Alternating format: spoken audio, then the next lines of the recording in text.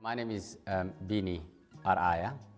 I am a resident in Middlesbrough, and I have lived here for 2 decades.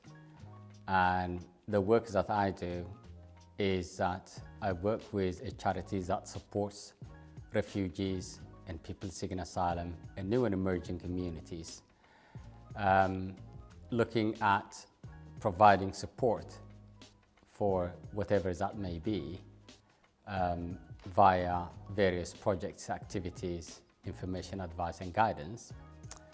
The second element is about economic inclusion, and we do that through a company, a community interest company, of which I'm a director of, and it is called The Other Perspective.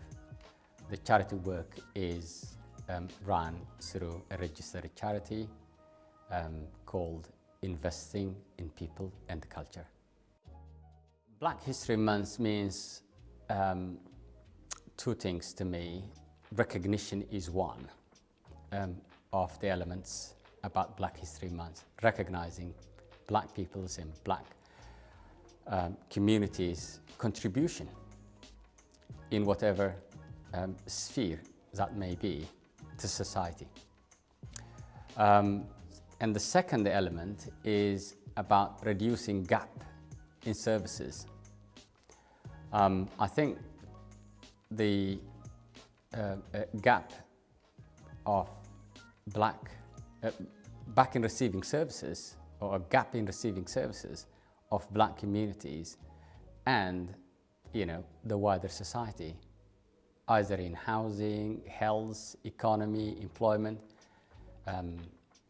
achievement in some sectors, is becoming widened. Well, funnily enough, we have a really good link with Middlesbrough Cultural Partnership, and I think it's a really, really excellent network that could be taken as a good example, or to many others. And I think they have recognized the International Centre as a building worth investing, and it is in the prospects. And I think you don't just come to that status out of the blue.